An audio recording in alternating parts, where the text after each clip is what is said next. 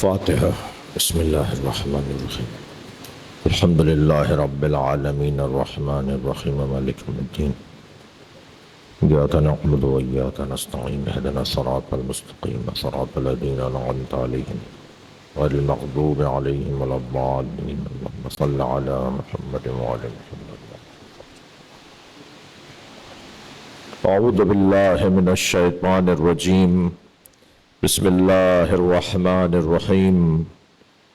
الحمد لله الذي لا يبلغ مدحته القائلون ولا يحصي نعماءه العادون ولا يعدي حقه المجتهدون، الذي ليس لصفته حد محدود ولا نعت موجود ولا وقت معدود ولا أجل ممدود، فطر الخلائق بقدرته ونشر الرياح برحمته، والصلاة والسلام على الرسول المسدد المصطفى العمجد المحمود الأحمد سيدنا ومولانا ومولى الكونين جد الحسن والحسين عاني بالقاسم محمد.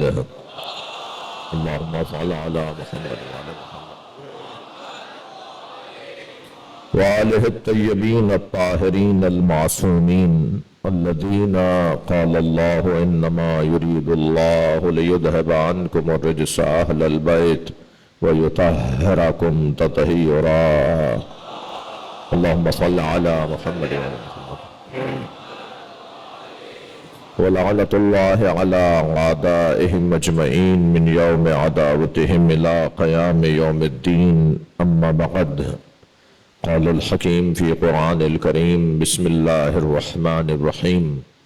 يا أيها الذين آمنوا اتقوا الله حق تقاته ولا تموتن إلا وأنتم مسلمون، واعتصموا بحبل الله جميعا ولا تفرقوا، واذكروا نعمة الله عليكم إذ كنتم أعداء فألف بين قلوبكم فأصبحتم بنعمته إخوانا، وكنتم على شفا حفرة من النار فأنقذكم منها، كذلك يبين الله لكم آياته لعلكم تهتدون. صلوات.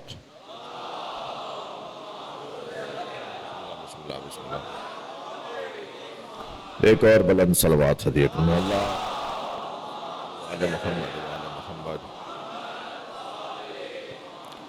اس سے بھی بلند صلوات. اللہ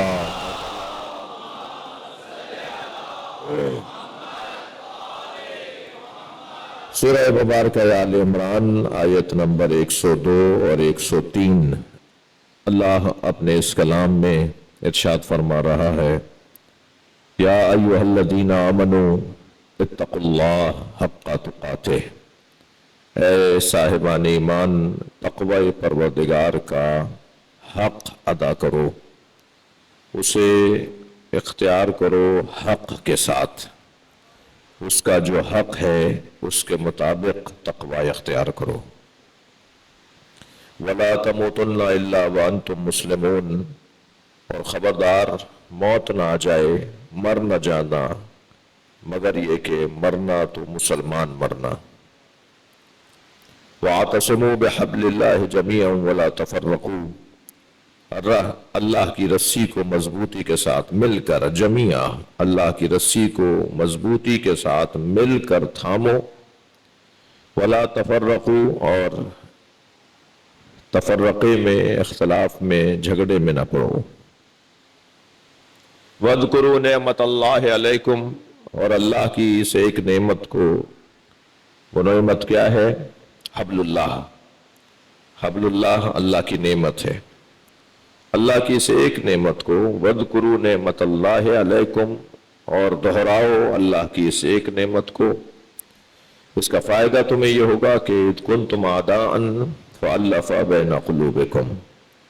تم ایک دوسرے کے دشمن تھے، کھلے دشمن. تم ایک دوسرے کے خونخوار، تم ایک دوسرے کو مارنے کے لیے تیار ہو جاتے. تم ایسے تھے. فَأَلَّفَ بَيْنَ قُلُوبِكُمْ. بس اللہ نے تمہارے دلوں کو جوڑ دیا ہے. فَأَصْبَحْتُمْ بِنِعْمَتِهِ. اس ایک نعمت کی وجہ سے تم ہو گئے کیا فاصبحتم بنعمتہ اخوانا، بھائی بھائی ہو گئے، اس ایک نعمت نے تمہیں بھائی بھائی بنایا ہے۔ کذالک یبین اللہ لکم آیاتہ، اللہ اپنی آیات کو ایسے ہی بیان کرتا ہے، اللہ کا طریقہ یہی ہے۔ کذالک یبین اللہ لکم آیاتہ لعلکم تہتدون، اور اللہ آیات کو ایسے اس لیے بیان کرتا ہے کہ تم اللہ کے اس پیغام کے ذریعے سے ہدایت پا جاؤ گے۔ یہ آیت کا ترجمہ، اور اس آیت پر ایک مرتبہ طائرانہ نگاہ دورائیے، اور پھر تفسیری نگاہ، اس پر ایک طائرانہ تفسیری نگاہ۔ یا ایھا الذین آمنوا، اے صاحبان ایمان، اتقوا اللہ حق تقاتہ، مومنوں کو دعوت تقویٰ ہے۔ ہاں، جان نہیں چھوٹے گی، یہ کہہ کر گلو خلاصی نہیں ہوگی کہ یہ ہمارے لیے نہیں ہے۔ قرآن میں دو چیزیں مومنین کے لیے اللہ نے رکھی ہیں، قرآن میں دو چیزیں اللہ نے مومنین کے لیے قرار دی ہیں، ایک نماز، ایک تقویٰ۔ ذرا صلوات پڑھ لیں محمد وآلہ محمد۔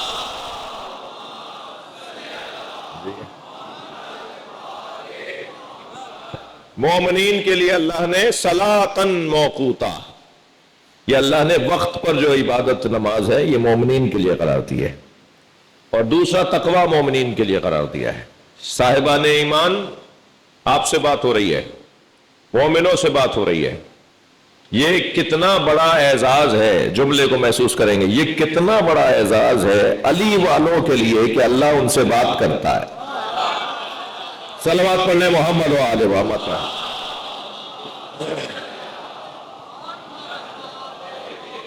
ممکن ہے کوئی کہے مولانا نے بہت جلدی ایک بات کر دی، بغیر سمجھائے ایک بات کر دی، بغیر قائل کیے نتیجہ دے دیا۔ ایک صلوات پڑھیں تو میں عرض کر رہا ہوں، اللہم صل علی، اس لیے کہ جن کے دل میں علی کی محبت نہیں تھی، گھبرائے بیٹھے تو نہیں ہے، جن کے دل میں علی کی محبت نہیں تھی، جو منافقانہ انداز سے، توجہ، انہیں ایک مرتبہ پروردگار عالم نے اسی سورہ میں جو سورہ حجرات ہے اس میں اپنے حبیب سے کہا، ان سے کہہ دو کہ یہ نہ کہا کرے کہ ہم ایمان لے آئے، یہ کہا کرے ہم اسلام لے آئے۔ ایمان کا بڑا گہرا تعلق ہے حب علی کے ساتھ، ایمان کا بڑا پکا رشتہ ہے حب اہل بیت کے ساتھ۔ وہ جنت کی خوشبو بھی نہیں سونگھ پائے گا جس کے دل میں علی کی محبت نہ ہو۔ لہذا بڑا گہرا تعلق ہے اہل بیت والوں کے ساتھ، مولا علی والوں کے ساتھ عنوان ایمان کا۔ البتہ کہیں میرے مجمع میں ایک تعداد متکبر نہ ہو جائے کہ مولانا ہماری تعریفیں کر رہے ہیں، علی کو شناختی کارڈ کا شیعہ نہیں چاہیے۔ ناراض ہو رہے ہیں آپ میرے باتوں سے جی؟ پدرم سلطان بود، تھکے ہوئے تو نہیں ہے؟ پدرم سلطان بود، میرے والد ایسے، میرے دادا ایسے، میرے پردادا ایسے، تم کیسے ہو یہ بتاؤ، تم کیسے ہو یہ بتاؤ۔ آبا و اجداد نے کرم کیا ہمارے اوپر کہ ہمیں یہاں تک پہنچا دیا، مگر ہماری اولاد جہاں جائے گی وہ ہمارا کام ہوگا۔ جی جی، یہ ہم جہاں ہیں یہ ہمارے بڑوں نے ہم پر کرم کیا کہ ہمیں تعلیم دی، تربیت دی۔ ہمارے بچے، ہماری نسلیں کہاں جائیں گی یہ ہمارے آج کا پتہ کل پر چلے گا، ہمارے آج کا پتہ کل چلے گا کہ ہم کیسے تھے۔ لہذا نہ میں اپنے کسی بزرگ کی قبر میں جاؤں گا اور نہ ہی میری قبر میں کوئی اور حساب دے گا، مجھے برزخ کا انتظام خود کرنا ہے، توجہ چاہوں گا، اور اپنے مولا کو راضی کرنا ہے۔ میں ایک جملہ کہہ دوں، مجھے ہلکا ہلکا خوف رہتا ہے، مبلغ ہوں مگر میں سرجن نہیں ہوں۔ میں وہ جو ایک بعض مولوی حضرات ہوتے ہیں نا، مولویوں میں بھی کچھ سرجن ہوتے ہیں، کچھ جنرل فزیشین ہوتے ہیں، معاف کیجئے گا مجھے، میں اپنی برائیاں کر رہا ہوں، آپ ناراض نہ ہوں۔ اور کچھ جو ہوتے ہیں وہ ہومیوپیتھک والے ڈاکٹر ہوتے ہیں، وہ میٹھی میٹھی گولیاں دیتے ہیں، وہ میٹھی میٹھی گولیوں میں علاج کر رہے ہوتے ہیں. آپ مجھے ان میں سے سمجھ لیجئے جی. پیار پیار سے بات کروں گا. صلوات پڑھنے ذرا محمد و آل محمد.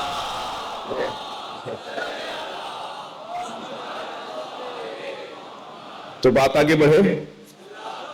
تو دیکھیے یہ بہت بڑا اعزاز ہے اہل بیت کے چاہنے والوں کے لیے کہ اللہ ان سے بات کر رہا ہے, صاحبان ایمان کہہ کر پکار رہا ہے.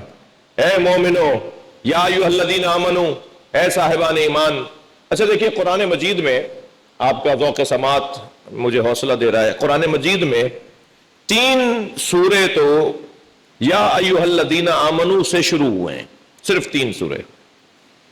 قرآن مجید میں بہت سی آیات ہیں جو یا ایھا الذین آمنو سے شروع ہو رہی ہیں, مگر سورے صرف 3 ہیں جو یا ایھا الذین آمنو سے شروع ہو رہے ہیں. ایک سورہ ممتحنہ ہے, ایک سورہ مائدہ ہے, اور ایک سورہ حجرات. یہ جس سورہ کی تفسیر کا ارادہ کیا ہے, سورہ حجرات یا ایھا الذین آمنو سے شروع ہو رہا ہے. یا ایھا الذین آمنو لا تقدموا بین یدی اللہ ورسولہ, اے صاحبان ایمان اللہ اور اللہ کے رسول سے آگے مت بڑھو. یہ جو آگے نہ بڑھو, آگے مت بڑھو, تو اللہ تو کہیں کسی خاص جگہ پر ہے نہیں جو اس سے آگے نہ بڑھو کی بات ہو رہی ہے. اللہ کو اگر کسی خاص جگہ پر رکھ دیا جائے اور سوچ لیا جائے تو وہ اللہ نہیں ہے. اللہ صفات سے پہچانا, ہمارے لیے اللہ صفات سے پہچانا جا رہا ہے نا, اللہ اپنے آثار سے پہچانا جا رہا ہے. اللہ کی معرفت ہم صفات اور آثار کے ذریعے سے حاصل کرتے ہیں. میں آپ کی اور اپنی بات کر رہا ہوں, اپنے جیسوں کی بات کر رہا ہوں. مولا علی اور مولا حسین کی بات نہیں کر رہا. مولا علی اور مولا حسین اللہ کو صفات سے نہیں پہچانتے, ذات سے پہچانتے ہیں.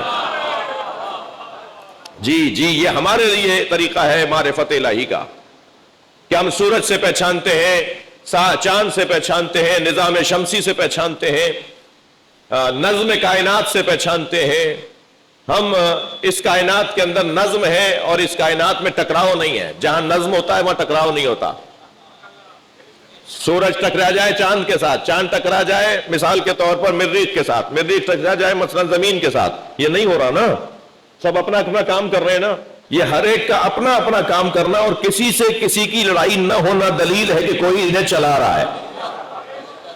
اسے کہتے ہیں برہان نظم, اسے کہتے ہیں اللہ کی معرفت کا ایک عنوان جسے دلیل نظم کہا جاتا ہے. جہاں نظم ہوتا ہے, بھئی ایک جملہ قومی مشکل اور ایک مسئلے کے حل کے لیے ایک جملہ کہہ رہا ہوں, ہماری قومی جو مشکلات ہیں ان کے حل کا ایک جملہ کہہ رہا ہوں. جب کہیں نظم ہوتا ہے, توجہ, جہاں بھی اس کائنات میں آپ دیکھ رہے ہیں نا نظم ہے, تھوڑا گردن ہلاتے رہیے مجھے لگے کہ آپ سن رہے ہیں. جی وہ ایک جگہ ایک استاد کلاس لے رہے تھے, ساری کلاس بڑے غور سے سن رہی تھی, وہ بڑے مطمئن تھے کہ سب اچھی طرح سن رہے ہیں.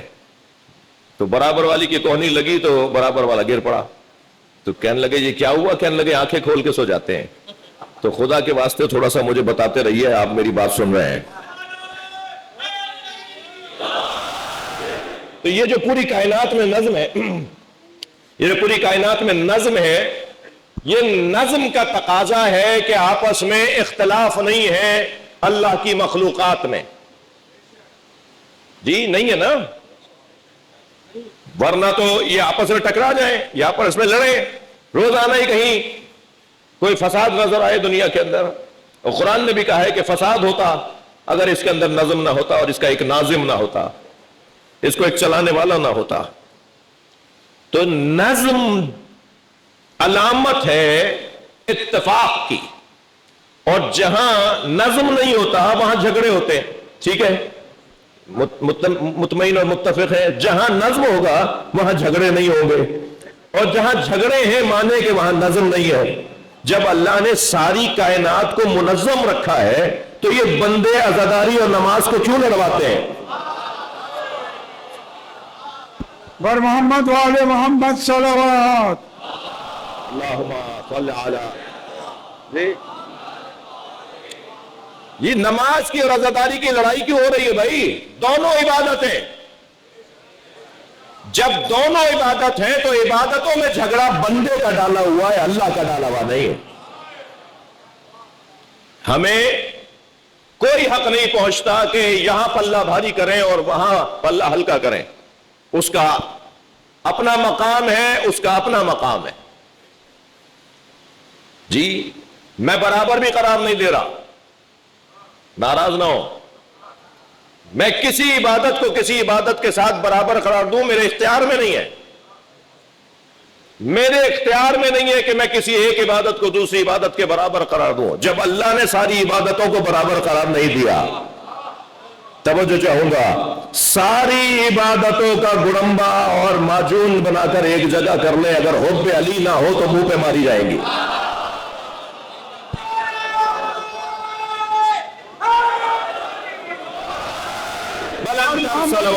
محمد صلوات صلی علی محمد وآل محمد. مجھے اختیار نہیں ہے, مگر اتنا مجھے کہنے کا حق ہے کہ عبادتوں کو لڑاؤ نہیں. اگر کبھی کوئی عبادت کسی عبادت سے ٹکرا رہی ہے تو یہ ہماری بدنظمی کی وجہ سے, یہ ہماری بدنظمی کی وجہ سے ہے کہ عبادتیں ٹکرا رہی ہیں, ورنہ اللہ نے عبادتوں کو لڑنے کے لیے قرار نہیں دیا. بات آگے بڑھے تو آپ ذرا دیکھیے سورہ مبارکہ ممتحنہ کے اندر اللہ ارشاد فرماتا یا ایھا الذین آمنوا اوفوا بالعقود, اے صاحبان ایمان وعدوں کو پورا کیا کرو.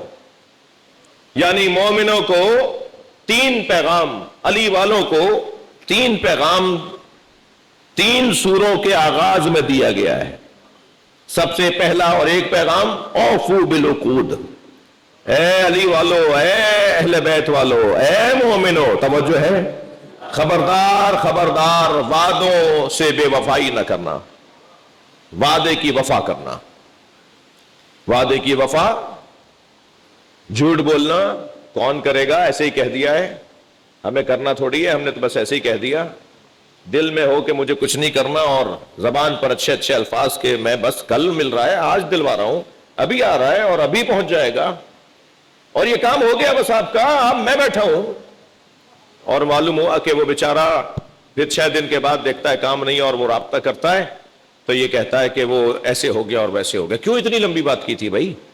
بولنے سے پہلے سوچتے, نہیں کر سکتے تھے تو نہیں بولتے, کر سکتے تھے تو پھر بولتے. تمہارے اختیار میں نہیں تھا تو تم نے وعدہ کیسے کر لیا؟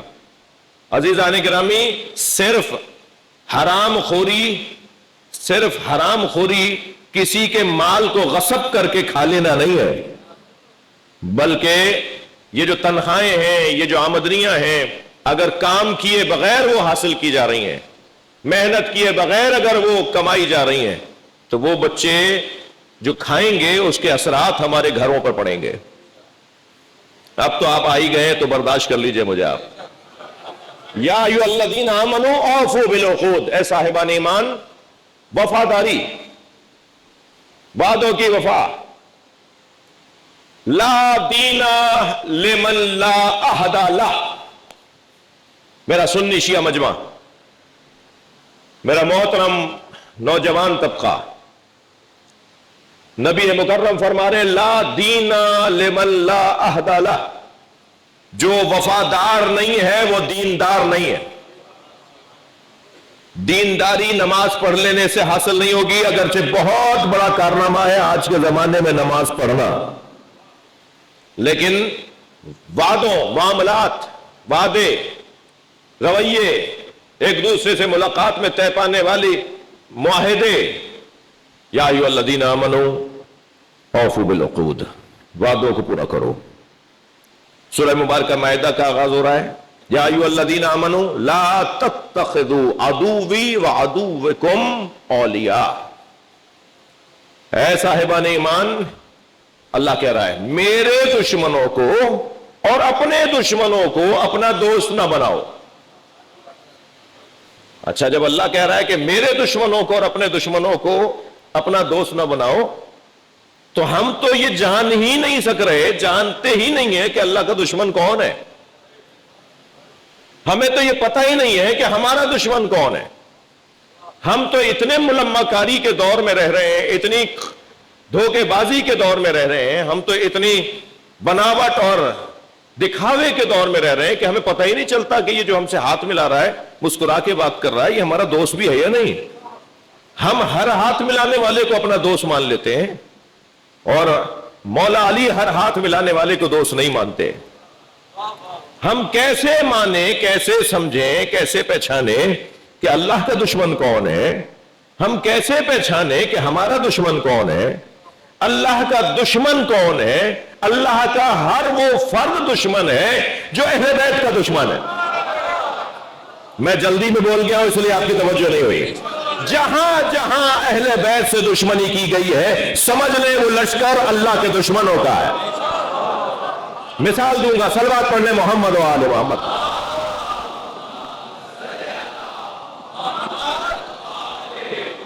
بڑے دیگر بابا سے بلند نعرہ صلوات۔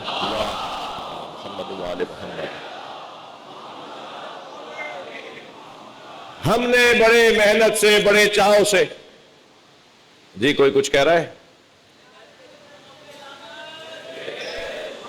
ماشاءاللہ، ہم نے بڑے محنت سے، بڑے چاؤ سے، بڑے اہتمام سے ایک پلاٹ خریدا مکان بنانے کے لیے، پیسے جوڑ جوڑ کر، بیسیاں ڈال ڈال کر آہستہ آہستہ مکان بنانا شروع کیا جی۔ اور کیسے مکان تیار کیا، یہ ہمارا کام تھا، یہ ہمارا ہنر تھا، ہماری محنت تھی جو بھی، اور معلوم ہوا جی پسند کی چیزیں لگا لگا کر ہم نے کئی سالوں میں اپنا مکان، اب جیسے جیسے ہمارا مکان بنتا جا رہا تھا، ایسے ایسے ہم سے دشمنی کرنے والے، ہم سے حسد رکھنے والے، ہمارے مخالف، ان کی پریشانیوں میں اضافہ ہو رہا تھا۔ اس کا گھر کیسے بن رہا ہے، یہ کیوں آرام سے رہے گا، یہ کیوں بڑے گھر میں جائے گا۔ مثال دے رہا ہوں جی، کہاں ہم نے گھر بنا لیا بھائی، نیو رضویہ میں مکان لیا ہے، وہ بھی جیز بینک سے مورگیج کروایا ہے، آپ کو بتا رہا ہوں۔ ہاں میسج چلے ہوئے تھے پچھلے دنوں کے، مولانا نے یہ 4 کروڑ کا گھر کہاں سے لے لیا جی۔ اچھا، ہم سے حساب وہ مانگتا ہے جس نے کبھی آج تک کوئی زکوٰۃ اور خمس دی نہیں ہوتی ہے۔ صلوات پڑھنے ذرا محمد و آل محمد۔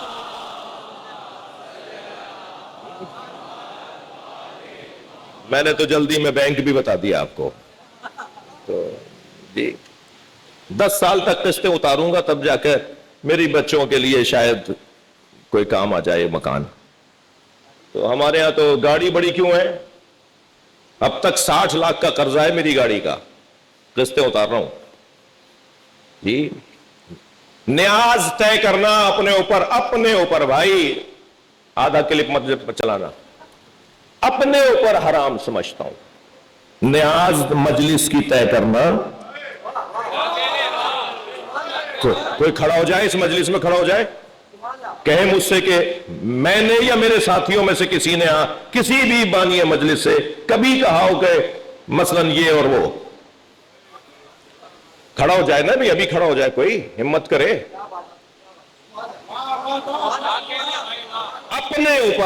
اپنے اوپر نیاز طے کرنا حرام سمجھتا ہوں۔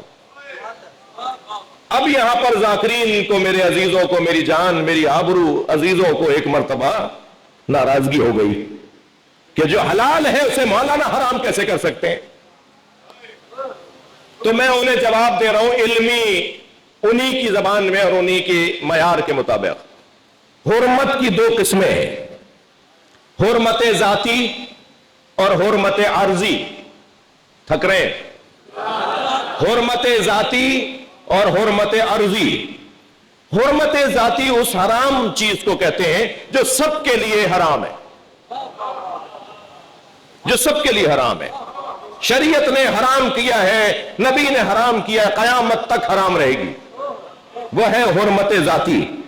مثال کے طور پر شراب نوشی، مجھے معاف کیجئے گا، میں خواری، یہ سب کے لیے حرام ہے، یہ سب کے لیے حرام ہے، کوئی نہیں ملے گا، کسی کو اجازت ہی نہیں ہے کہ وہ یہ کام کرے، یہ حرمت ذاتی ہے۔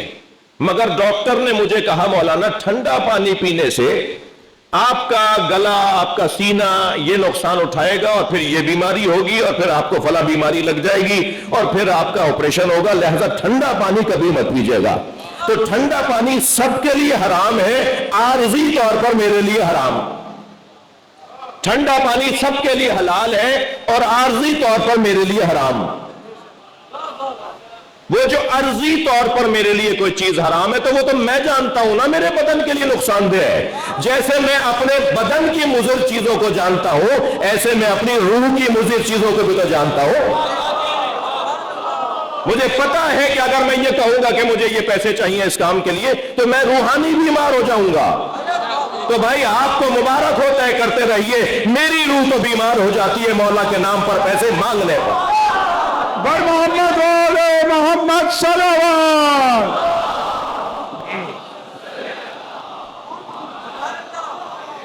ایسی لمبی لمبی باتیں, یہ اتنے لیتے ہیں وہ اتنے لیتے ہیں. بھائی کبھی مولانا وہ جو علامہ حضرت آیت اللہ عقیل غربی صاحب آئے ہوئے ہیں, وہ انچولی کے عشرے کے اتنے, مجھے معاف کیجئے گا بھائی سنی بھائیوں کو سب پتہ ہے آپ کو تو نا.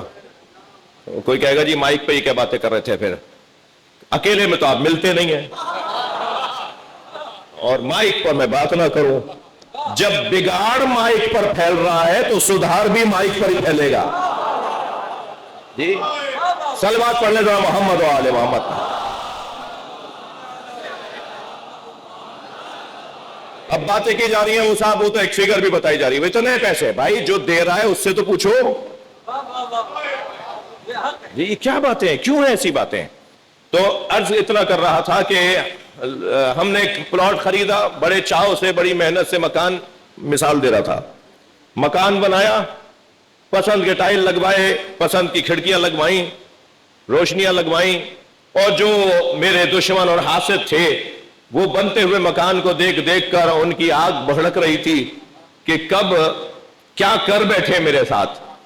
انہوں نے آپس میں یہ طے کیا ذرا پورا تو ہونے دو, مکان مکمل تو ہونے دو, ہم بھی دیکھتے ہیں یہ کیسے اس میں رہتے ہیں.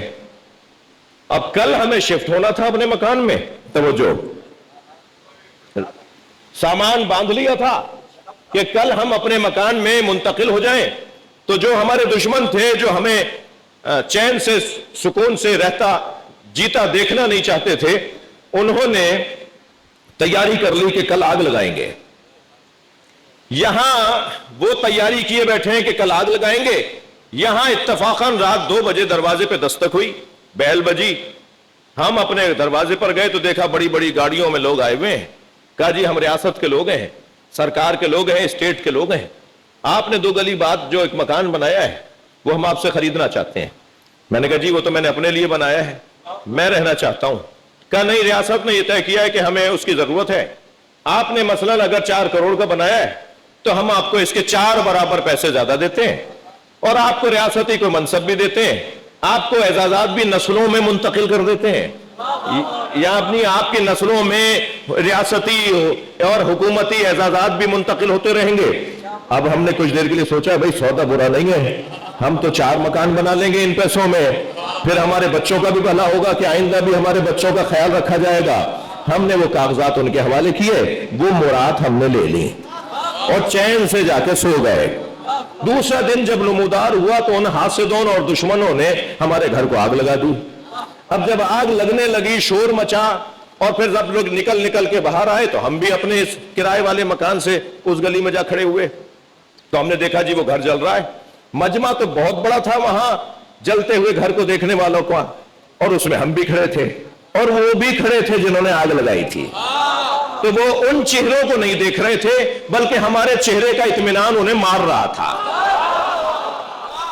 وہ پریشان اس بات پر تھے کہ یہ گھر جلتا دیکھ بھی رہا ہے, گھر بھی اسی کا ہے, اور یہ پریشان بھی نہیں ہے. اب سمجھ میں آیا کہ علی اور اولاد علی مطمئن کیوں ہوتے تھے.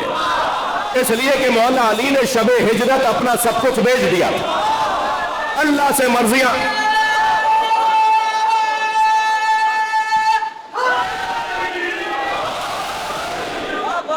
مرضیاں خرید لی تھی, اپنی نسل میں ولایت بانٹ دی تھی. صلوات پڑھیں محمد و آل محمد کا.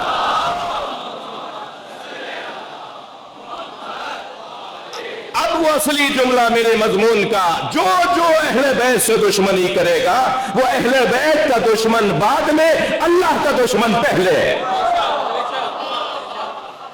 لہذا اگر جاننا ہے کہ اللہ کا دشمن کون ہے, تو بس ہر وہ شخص جو اہل بیت کا دشمن ہے وہ اللہ کا دشمن ہے. لہذا ارشاد ہو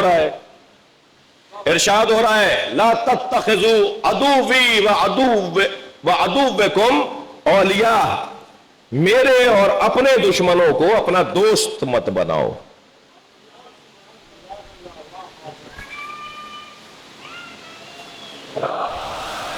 اچھا مجھے اندازہ ہوا کہ باہر والے بھی سن رہے ہیں، کبھی باہر سے بھی صلوات اور نعرے کی آواز آنی چاہیے. پر محمد والے محمد صلوات. اللہم صل علی. یہ بر صغیر اور ہمارے اس خطے کی جو مجلسوں کا رنگ ہے نا، اسے میرے بعض بچے چڑا نہ کریں بھائی، یہ ہماری تہذیب کا حصہ ہے. یہ جو آپ سبحان اللہ کہتے ہیں، جہاں مجھے خبر ہو رہی ہوتی ہے کہ آپ سن رہے ہیں، وہاں آپ اللہ کی تسبیح بھی کر رہے ہیں. اور جب آپ کسی بات اچھی لگے اور اس کے اوپر آپ مولا علی کا نام لینا چاہتے ہیں، تو یہ جہاں مجھے خبر ہو رہی ہوتی ہے کہ آپ سن رہے ہیں، وہاں آپ مولا علی کا نام لے کر عبادت الہیہ میں مصروف ہوتے ہیں، اس لیے کہ مولا علی کا نام عبادت الہی ہے. جی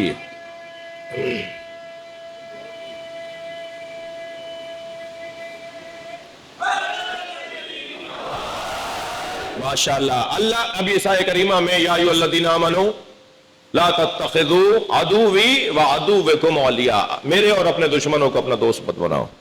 تو جو اللہ کا دشمن ہے، واضح ہو گیا نا کہ ہمارا دشمن کون ہو.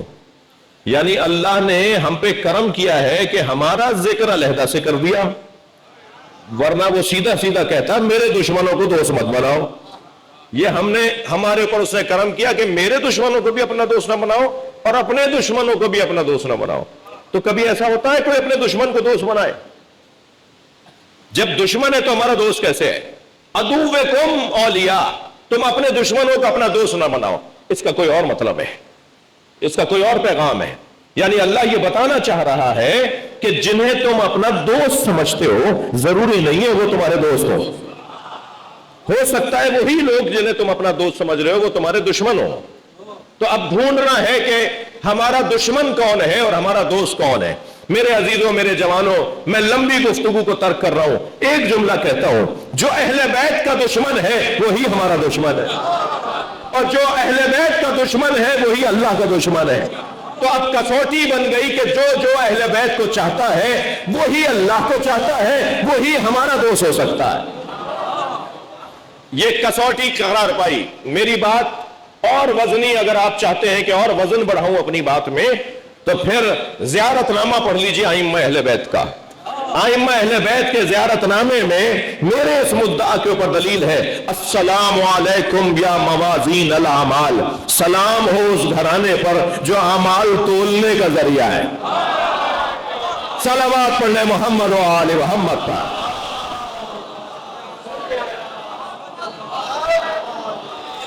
میری نماز کتنی سنگین ہے، دیکھو علی کو کیسا مانتا ہوں. میرا روزہ کتنا قبول ہے، دیکھو علی کو کیسا مانتا ہوں. میرے حج کتنا وزنی ہے، دیکھو مولا علی سے کتنی محبت ہے. یعنی اعمال ایک پلڑے میں رکھے جائیں گے، حب اہل بیت دوسرے پلڑے میں. جتنا حب اہل بیت کی سنگینی ہوگی، نمازیں اتنی ہی وزنی ہوتی چلی جائیں گے. بر محمد والے محمد صلوات.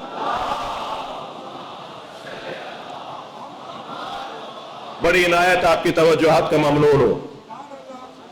تیسری آیت جو آیت سورہ حجرات کی ہے، جو میں نے آپ سے کہا کہ اس کی تفسیر پر ہم غور کر رہے ہیں اور اسی کی تفسیر بیان ہو رہی ہے کہ یا ایھا الذین آمنوا لا تقدموا بین یدی اللہ ورسولہ، اے صاحبان ایمان اللہ اور اللہ کے رسول سے آگے مت بڑھو.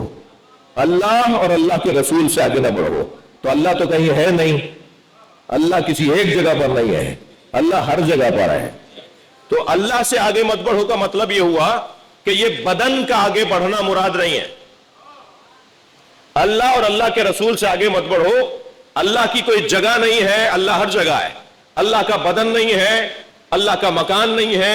تو پھر اس کا مطلب یہ ہوا کہ یہ بدن کا آگے بڑھنا، ٹھیک ہے، وہ بھائی سے آگے وہ بیٹھے ہوئے ہیں، ان سے آگے یہ بیٹھے ہوئے ہیں، تو یہ آگے پیچھے بدن کا کا تصور ہے نا, بدن کے آگے والا بدن آگے, ٹھیک ہے, اس سے پیچھے, تو یہ آگے پیچھے کا مطلب تو بدن کے ساتھ جڑا ہوا ہے. تو پھر اللہ کیا کہہ رہا ہے کہ اللہ اور اللہ کے رسول سے آگے مت بڑھو, تو اللہ کی کوئی جگہ نہیں ہے. تو اس کا مطلب بدن کا آگے بڑھنا نہیں ہے, بلکہ حکم میں آگے مت بڑھو, فیصلوں میں آگے مت بڑھو, احکامات میں آگے مت بڑھو. جو اللہ نے کہا ہے اس پر کچھ مت کہو. توجہ بڑھائیں گے, جو اللہ نے کہہ دیا اس پر کچھ مت کہو, بس اللہ کی بات مانو. بات مومنوں سے ہو رہی ہے, اگر کسی کو یہاں شک ہو رہا ہے تو وہ اپنے ایمان کی تجدید کرے. ہاں, ممکن ہے کوئی کہ مولانا تو بھائی پہلے طے کر لو مومن بھی ہو یا نہیں. وہ ایک صاحب کہنے لگے کہ آپ حضرات کیوں کہتے ہیں کہ فلاں یونیورسٹی میں مت پڑھو, اور فلاں ٹیوٹر سے ٹیوشن نہ لو, اور فلاں استاد کو استاد مت بناؤ, فلاں اسکول اچھا نہیں ہے. بھائی معصوم نے فرمایا الحکمت ضالۃ المومن اینما وجدہا اخذہا, حکمت مومن کی گمشدہ میراث ہے, جہاں سے ملے وہاں سے لے لو. تو کہنے لگے مولانا ادھر معصوم فرما رہے ہیں حکمت اور دانائی اور علم جہاں سے ملے وہاں سے لے لو, آپ کہہ رہے ہیں کہ فلاں سے مت پڑھو, فلاں یونیورسٹی میں مت جاؤ, فلاں ملک کے اندر فلاں جگہ پر پڑھنے مت جاؤ. ادھر معصوم یہ کہہ رہے ہیں تو ہم آپ کی مانیں یا معصوم کی؟ ہم نے کہا جی معصومی کی مانو, مگر معصوم کے قول پر غور تو کرو. معصوم نے کہا ہے حکمت مومن کی گمشدہ میراث ہے, پہلے مومن ہو جاؤ پھر جہاں سے چاہو لے لو. ابھی تمہارا ایمان تو مینڈک کی طرح اچھلتا ہے. صلوات پڑھے گا محمد وآل محمد.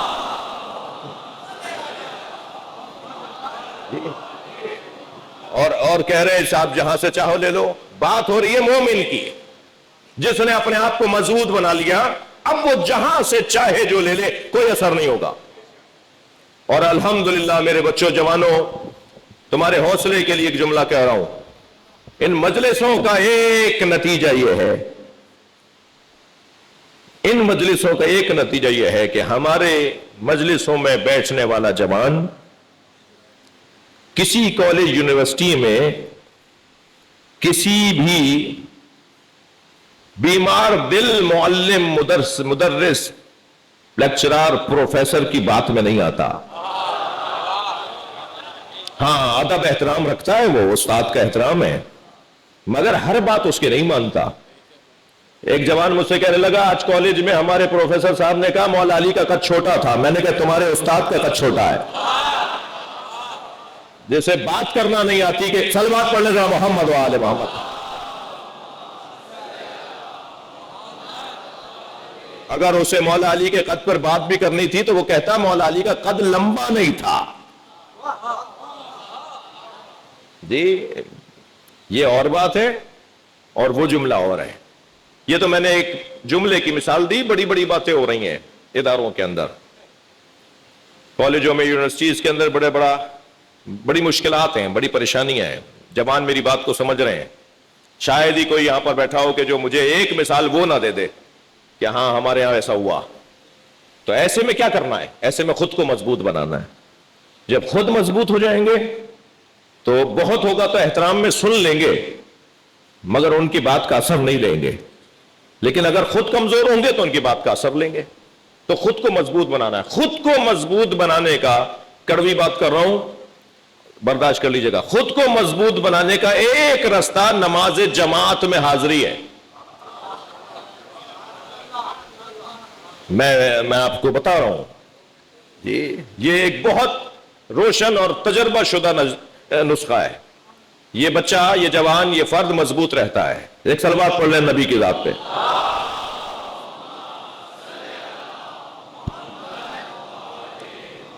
یا ایھا الذین آمنوا اتقوا اللہ حق تقاتہ, تقوی پروردگار کا حق ادا کرو. احتیاط, ورع, تقوی. میرے محترم سننے والوں, بے احتیاطی اور بے توجہی سے بچے رہنا میرا اور آپ کا بنیادی فریضہ ہے. ہم اس دنیا میں واہمات اور توہمات کے ماحول میں گھرے ہوئے ہیں. اپنے آپ کو بچانا ہے، اپنے آپ کو محفوظ رکھنا ہے، اس کا ایک ذریعہ اور بھی بتا رہا ہوں، اور وہ ہے ذکر اہل بیت کی محافل اور مجالس میں شرکت۔ اس لیے کہ جتنی دیر تک ہم اہل بیت کا ذکر کرتے ہیں، ان کی تعلیمات کو دہراتے ہیں، اتنی دیر تک ہم عصر مصطفیٰ میں، عصر اہل بیت میں چلے جاتے ہیں۔ ہم اس زمانے میں پلٹ جاتے ہیں جس زمانے میں روزانہ کوئی نہ کوئی ہدایت کی بات تھی۔ پلٹیے کچھ دیر کے لیے، ہم سن 61 ہجری میں پلٹنا چاہتے ہیں۔ آج سن 61 ہجری کے 2 محرم کی بات ہے کہ جب امام حسین کربلا میں پہنچے ہیں۔ میں محترم مکرم مجمع سے گزارش کروں گا، چلیے حسین مولا کربلا پہنچ رہے ہیں، امام حسین کے پہنچنے سے پہلے ہم کربلا پہنچیں تاکہ کربلا کی خاک سے خار چنیں، کانٹے اٹھائیں، پتھر کنکر بینے، کہیں کوئی کانٹا بی بی سکینہ کے پیروں میں نہ لگ جائے، کہیں کوئی پتھر جناب زینب کو تکلیف نہ پہنچائے۔ امام حسین کے پہنچنے سے پہلے کربلا پہنچیں، اپنے ذہنوں کو کربلا لے چلیں۔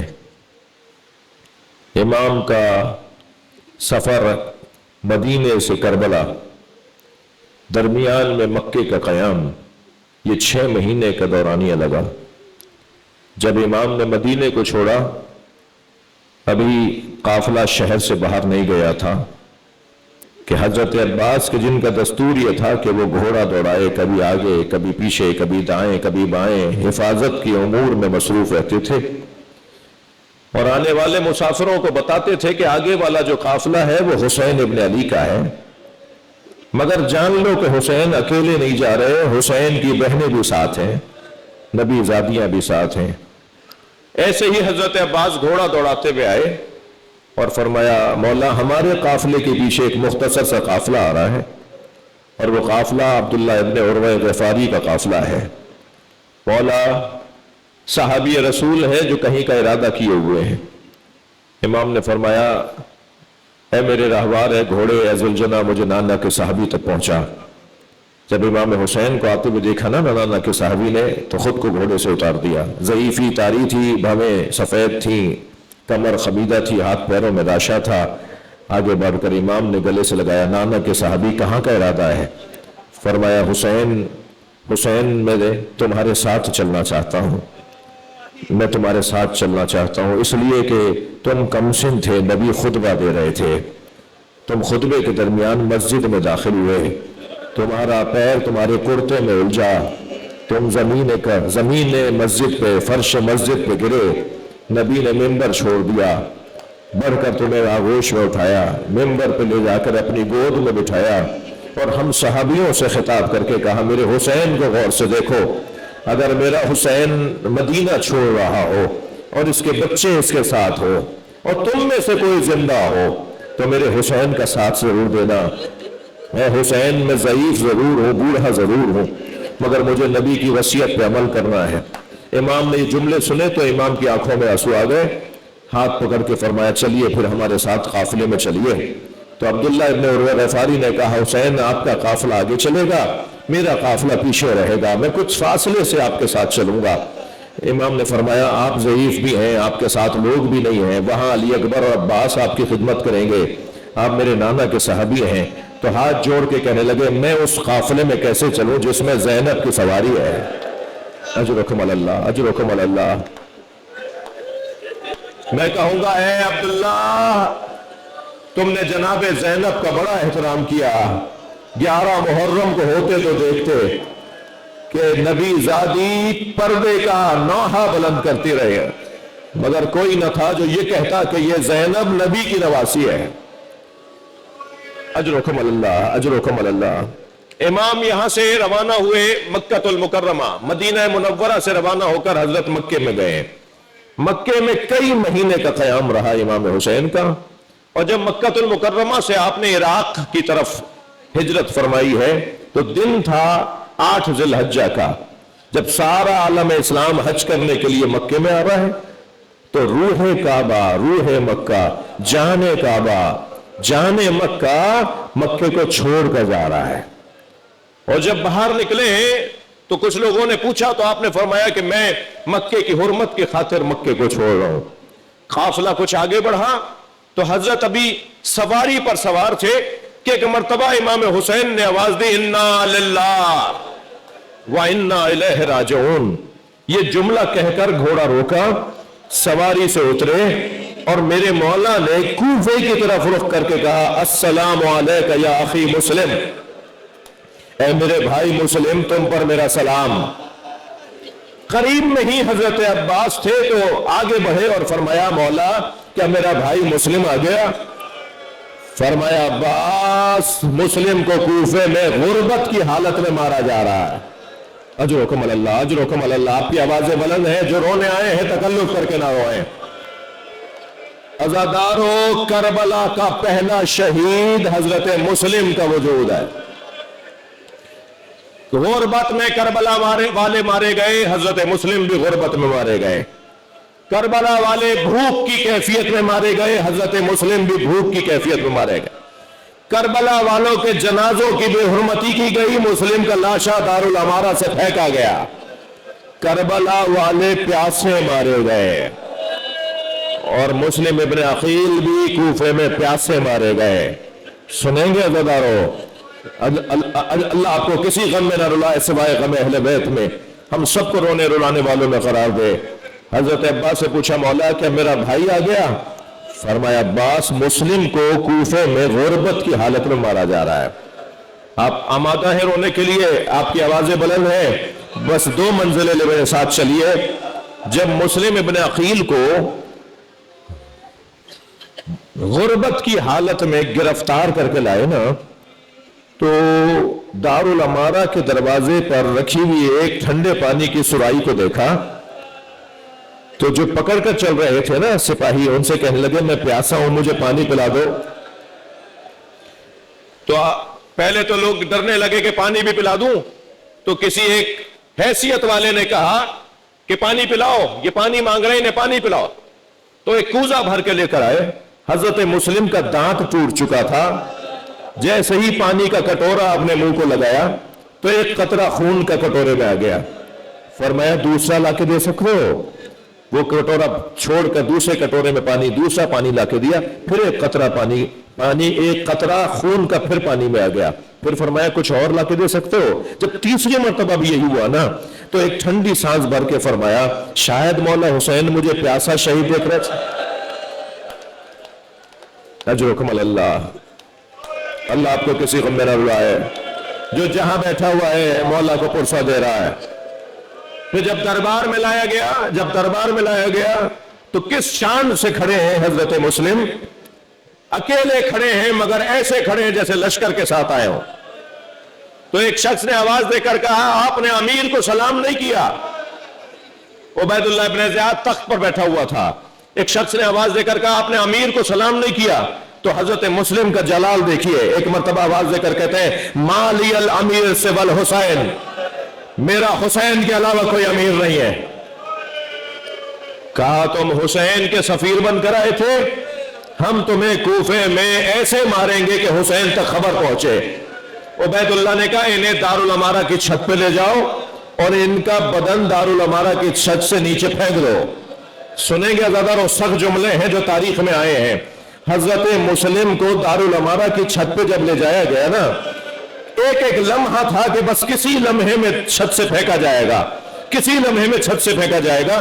اس حالت میں ایک مرتبہ مکے کی طرف جہاں سے حسین آ رہے ہیں، مکے کی طرف رک کر کے کہا السلام علیکہ یا ابا عبداللہ، وہیں سے امام حسین نے جواب دیا علیکہ السلام یا اخی مسلم۔ بس یہ حضرت مسلم کے آخری جملے تھے، حضرت مسلم کو دارالعمارہ کی چھت سے پھینک دیا گیا۔ سخت جملے ہیں جو مقتل نے لکھے، حضرت مسلم کے جوڑ علیحدہ ہو گئے تھے، حضرت مسلم کی ہڈیاں چور چور ہو گئی تھی۔ بات یہاں پر روکی نہیں گئی، مقتل کے سخت جملے ہیں، حضرت مسلم کے پیروں میں رسی باندھی گئی، کوفے کی گلیوں میں لاش کو گھسیٹا گیا، کوفے کے بچوں کو لاش کے ساتھ ساتھ دوڑایا گیا، پھر مسلم کی لاش کو دارالامارہ کے ساتھ ایک جگہ لٹکا دیا گیا۔ جب حضرت مسلم کی زوجہ جو لاہور میں سو رہی ہے، بی بی پاک دامن جو لاہور میں آرام کر رہی ہے، حضرت مسلم کی زوجہ جب امام حسین کی بہنوں کے ساتھ، امام حسین کی بہن ہے، مولا علی کی بیٹی ہے، حضرت رقیہ بنت علی بی بی پاک دامن، جب یہ گزری ہے نا دارالامارہ کے قریب سے، جب اونٹوں کو گزارا گیا ہے، جب اسیروں کو گزارا گیا ہے، تو لٹکی ہوئی لاش کو دیکھ کر بس ایک جملہ کہا، اے میرے والی میرے بچوں کا پتہ بتا دو، مجھے اتنا تو بتاؤ میرے محمد اور ابراہیم کو۔ الا لعنت اللہ علی القوم الظالمین فسيعلم الذين ظلموا أي منقلب ينقلبون۔ یا حسین اراکین